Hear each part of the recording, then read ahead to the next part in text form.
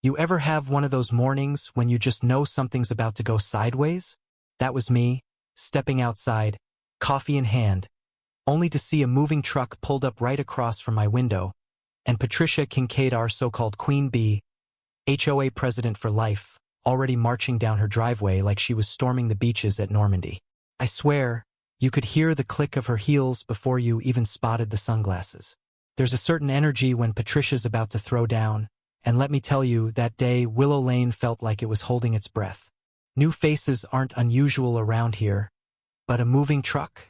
On a Tuesday. In her perfect world, change is an enemy, and you better believe she treats every neighbor's porch like it's her front line. So the truck door slides open, and out comes this tall woman, steady, confident, hauling a box like it's nothing. She barely even glances at Patricia, who's already wound up tight, arms folded like body armor. I watched Patricia size her up, the gears turning. Didn't matter that she didn't even know the woman's name. Patricia had already slapped her with the label renter.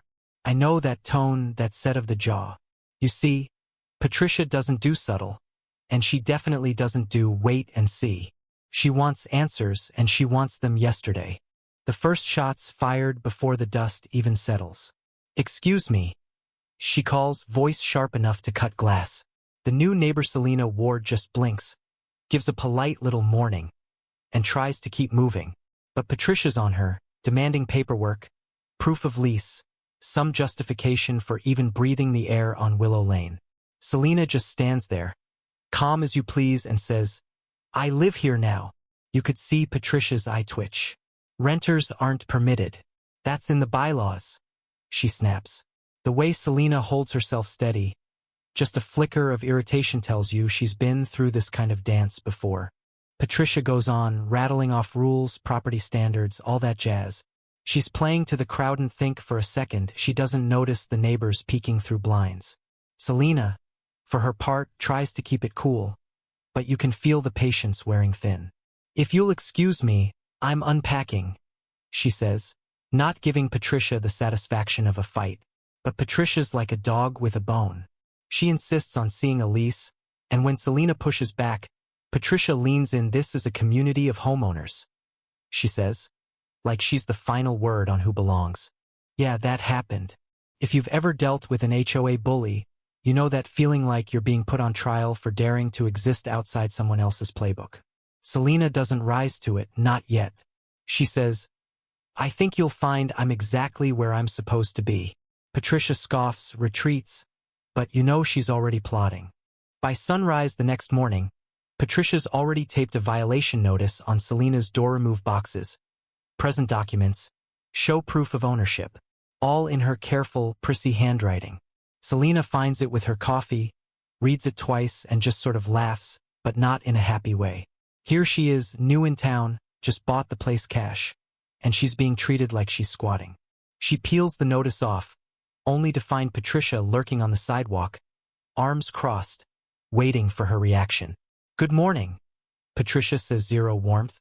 "See, you got my notice." Selena sips her coffee, cool as you like. "I read it." Patricia pushes again. "I need proof of your lease." Selena finally lets the irritation show.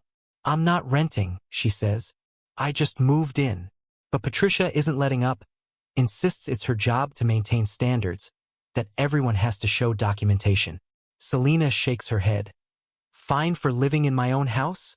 Patricia doesn't blink. "Correct. That's the kind of nonsense that could drive anyone up a wall." And that's when Selena's had enough. She laughs, not loud, just a little one. But you could see Patricia shrink a bit at the sound. "You know, I closed on this house less than a week ago, cash. Signed deed, title transfer, the works. And here you are, trying to find me like I snuck in through the window." It rattles Patricia, but she tries to hold the line. "Until I see proof. This property is under review." Selena just gives her a look and says, "You want proof? I'll show you proof. But when I do, I expect an apology."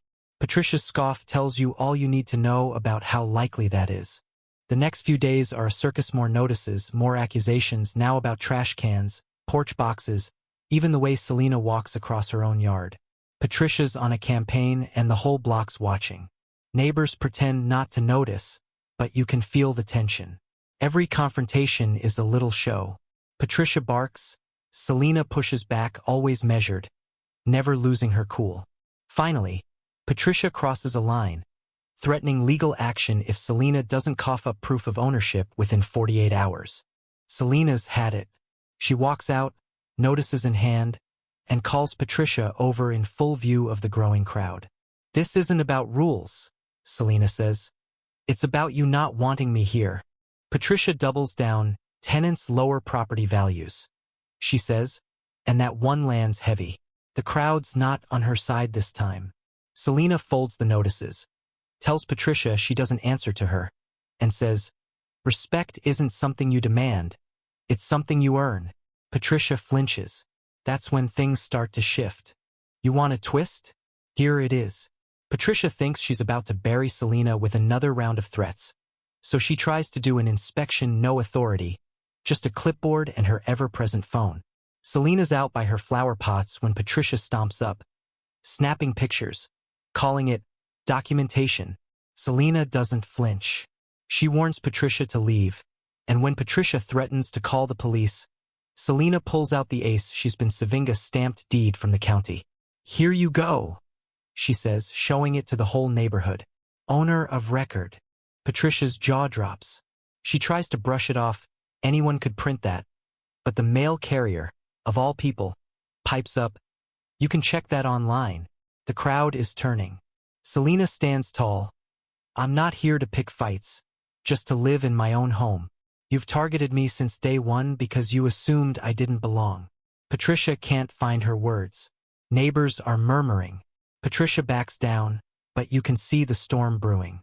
But here's where it gets messy. Patricia starts digging, hunting for something to hang her hat on, and finds an updated county survey. Turns out, a chunk of the backyard she'd been bragging about for years? Not hers anymore. According to the latest map, that slice of grass belongs to Selena. Patricia tries to spin it, waves the papers around at the fence, accuses Selena of stealing her yard. Selena stays calm, tells her the deed covers the new boundaries, and the neighbors? Well, they're done with Patricia's drama. Even Howard Briggs, her old ally, sides with the facts. The showdown moves to the community center for an emergency HOA meeting. Patricia's last stand. She goes on about standards, respect, outsiders destroying the neighborhood. But the crowd isn't buying it. Selena steps up steady, no theatrics, and lays out the truth. "I bought my home fair and square. The only reason this got ugly is because one person couldn't accept that someone new might actually belong here." Denise, a young mom, speaks up, "I think we need new leadership." The room erupts. A vote's called, and Patricia's reign ends right there, 9-27. You'd think that would be the end, right? But pride doesn't go quietly. Patricia goes to ground for a while, blinds drawn, house dark. The street relaxes, people wave again.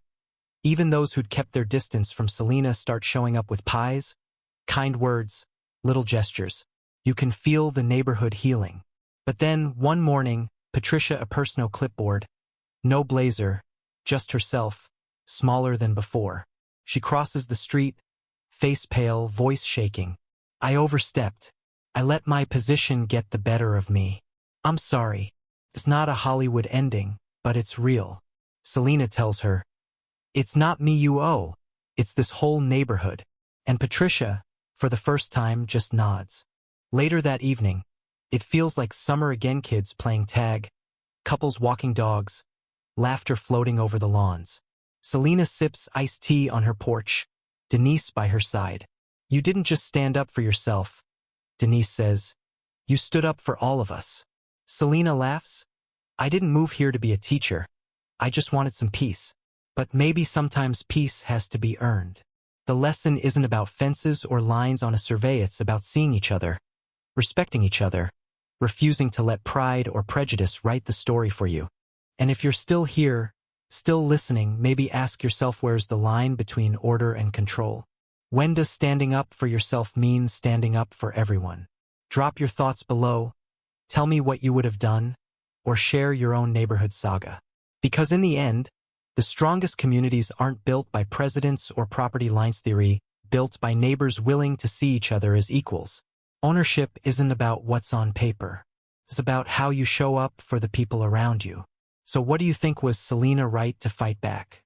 Or was Patricia just doing her job? Let's hear it.